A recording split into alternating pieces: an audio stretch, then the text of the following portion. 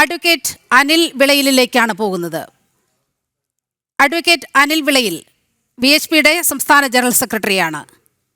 ഏതൊരു ഹിന്ദുവിനും ലോകമെമ്പാടുമുള്ള അയ്യപ്പ വിശ്വാസിക്ക് അഭിമാനം പകരുന്ന ഒരു പകൽ കടന്നുപോയിരിക്കുകയാണ്. ഇപ്പോൾ അഭിമാനപൂരിതമാണ് ഹൈന്ദവ സമൂഹം, പ്രത്യേകിച്ച് ഈ സംസ്ഥാനത്തെ. എങ്ങനെയാണ് ഈ നിമിഷത്തെ നമ്മൾ ഓർത്തുവെക്കേണ്ടത്?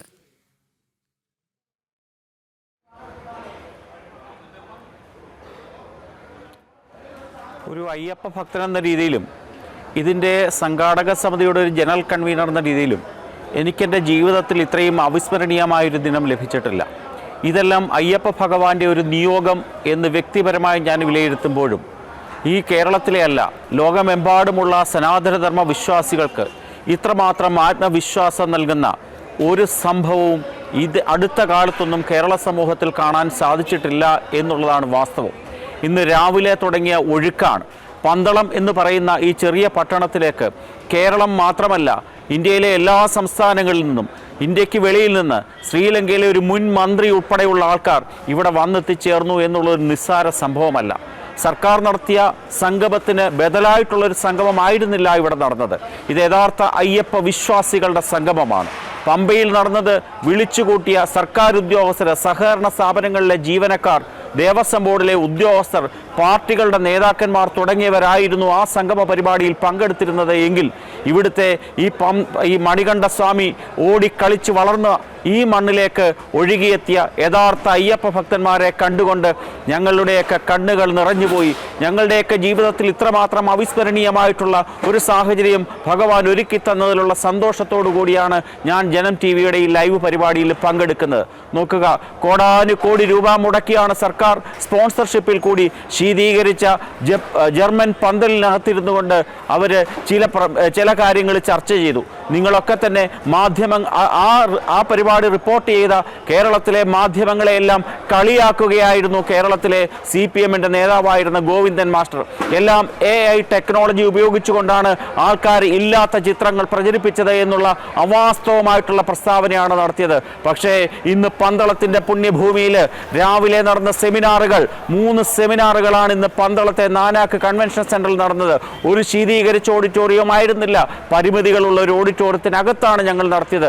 ഞങ്ങൾ 1500 പ്രതിനിധികളെ മാത്രമാണ് ഉദ്ദേശിച്ചിരുന്നതെങ്കിൽ അതിൻ്റെ 3 ഇരട്ടിയല്ല 4 ഇരട്ടിയിലധികം ആൾക്കാരാണ് ആ നാനാക്ക് കൺവെൻഷൻ സെന്ററിലെ ആ സംഗമ ഭൂമിയിൽ എത്തിച്ചേർന്നത്.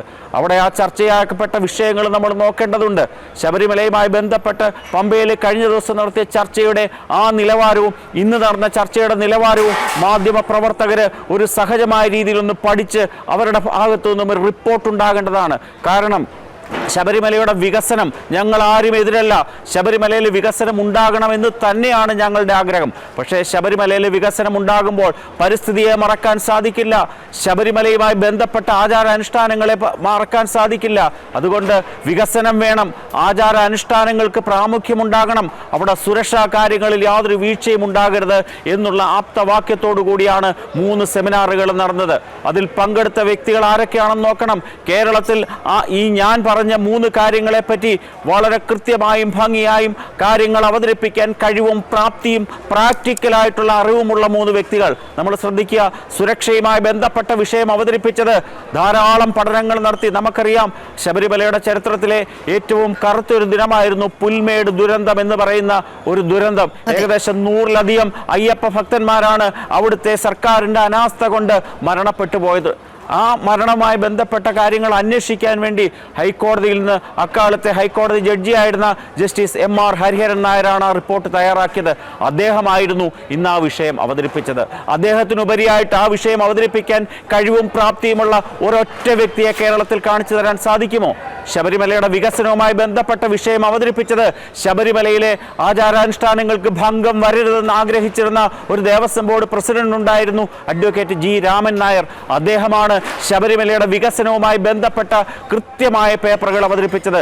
ശബരിമലയിലെ ആചാരാനുഷ്ഠാനങ്ങളുമായി ബന്ധപ്പെട്ട പേപ്പറുകൾ അവതരിപ്പിച്ചത് അയ്യപ്പദാസ് സ്വാമിയാണ്. ശ്രീ പൂജപ്പുര കൃഷ്ണൻ നായർ സാർ ഉൾപ്പെടെയുള്ള പ്രഗത്ഭ വ്യക്തിത്വങ്ങൾ. ശബരിമലയിലെ പരിസ്ഥിതിയുമായി ബന്ധപ്പെട്ട വിഷയം അവതരിപ്പിച്ചത് പ്രമുഖ പരിസ്ഥിതി ശാസ്ത്രജ്ഞൻ, ടൈഗർ പ്രോജക്റ്റുമായി ബന്ധപ്പെട്ട് പ്രവർത്തിച്ചിരുന്ന ശ്രീ ഗുരുവായൂരപ്പൻ, എസ് ഗുരുവായൂരപ്പൻ എന്ന് പറയുന്ന സാമൂഹ്യ ശാസ്ത്രജ്ഞൻ തുടങ്ങി എല്ലാ രീതിയിലും വളരെ ഗംഭീരമായി നടന്ന ഒരു സംഗമമായിരുന്നു. യഥാർത്ഥ അയ്യപ്പ സംഗമം എന്ന് പറയാൻ സാധിക്കുന്നത് ഇത് മാത്രമാണ്. മറ്റുള്ളത് യഥാർത്ഥ അയ്യപ്പ സംഗമമല്ല, യഥാർത്ഥ അസുര സംഗമമായിരുന്നു പമ്പയിൽ വേദിയായതെങ്കിൽ ഇവിടെ നടന്നത് യഥാർത്ഥ അയ്യപ്പ സംഘം. ഒരു കാര്യത്തിൽ ഞങ്ങൾ പിണറായി സർക്കാരിനെ അഭിനന്ദിക്കുകയാണ്. തീർച്ചയായിട്ടും ആ സംഗമം അവിടെ നടത്തിയത് കൊണ്ട് എന്താണ് സംഭവിച്ചത്? വിഗ്രഹ ഭഞ്ജകരെ വിഗ്രഹ ആരാധകരാക്കി മാറ്റി. നിസ്സാരമായ കാര്യമല്ല. ഭഗവത്ഗീതയെ തള്ളിപ്പറഞ്ഞ ആള് ഭഗവത്ഗീതയിലെ ശ്ലോകങ്ങൾ അത് നോക്കിയാണെങ്കിലും വായിച്ചു. ഭഗവത്ഗീത എന്താണെന്ന് ചെറിയ ഒരു സന്ദേശം മാത്രമെങ്കിലും അദ്ദേഹത്തിൻ്റെ ജീവിതത്തിലേക്ക് ഉൾക്കൊള്ളാൻ സാധിച്ചു. തുടങ്ങിയ നിസ്സാര കാര്യങ്ങളല്ല അയ്യപ്പ ഭഗവാൻ സൃഷ്ടിച്ചിരിക്കുന്നത്. അയ്യപ്പ ഭഗവാനോടുള്ള കളികൾ അവസാനിപ്പിച്ചില്ല എങ്കിൽ തീർച്ചയാണ് കേരളത്തിനും ബുദ്ധിമുട്ടുകളും പ്രയാസങ്ങളും ഉണ്ടാകും. ഇതിനെതിരായി അയ്യപ്പ വിശ്വാസങ്ങൾക്കെതിരായിട്ട് പ്രവർത്തിക്കുന്ന ഏതൊരു വ്യക്തിക്കും അതിൻ്റെ അനിഷ്ടങ്ങൾ ഉണ്ടാകുമെന്നുള്ളത് തീർച്ചയാണ്. വളരെ ഊർജ്ജസ്വലമായി പന്തളം എന്ന് പറയുന്ന ചെറു പട്ടണത്തിലെ വഴിത്താരകളെ പുളകിതമാക്കിക്കൊണ്ട് ലക്ഷക്കണക്കിന് അയ്യപ്പ ഭക്തന്മാരാണ് ഇവിടെ ഒഴുകിയെത്തിയത്. ഞങ്ങൾ ഉദ്ദേശിച്ചതിൻ്റെ എത്രയോ ഇരട്ടി ഭക്തന്മാർ. ഒരു കാര്യം കൂടെ ശ്രദ്ധിക്കണം, ഈ ശബരിമലയിലെ സംഗമത്തിൽ സനാതന ധർമ്മവുമായി ബന്ധപ്പെട്ടുള്ള ഏതൊരു വ്യക്തി ഉണ്ടായിരുന്നു ആ സംഗമത്തിൽ. പക്ഷേ ഞങ്ങളുടെ വേദി പരിശോധിക്കണം, നൂറുകണക്കിന് സന്യാസി ശ്രേഷ്ഠന്മാർ, 120ഓളം സാമുദായിക സംഘടനയുടെ നേതാക്കന്മാർ തുടങ്ങിയവരാൽ സമ്പന്നമായ വേദി. ശബരിമല ധർമ്മശാസ്താവിനെ മനസ്സിലാക്കിയിട്ടുള്ള, പഠിച്ചിട്ടുള്ള വ്യക്തിത്വങ്ങളാൽ സമ്പന്നമായ ഒരു വേദി ഈ കേരളത്തിൽ അടുത്ത കാലത്ത് ഒരിക്കലും ഉണ്ടായിട്ടില്ല. ഇനിയും അപ്രകാരം ഒരു വേദി ഉണ്ടാകണമെന്നുണ്ട് എങ്കിൽ ഈ പിണറായി സർക്കാർ ഏതെങ്കിലുമൊക്കെ ദ്രോഹപ്രവർത്തികൾ നാളുകളിൽ ചെയ്യേണ്ടിയിരിക്കുന്നു.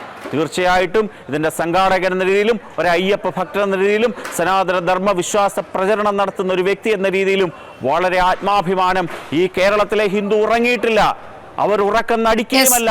ആ ഹിന്ദുവിന്റെ ഉയർത്തെഴുന്നേൽപ്പാണ്, ദശകങ്ങൾക്ക് ശേഷം ഹിന്ദുവിന്റെ ഉയർത്തെഴുന്നേൽപ്പാണ് നമ്മൾ പന്തളത്തെ ആ പുണ്യഭൂമിയിൽ കണ്ടത്.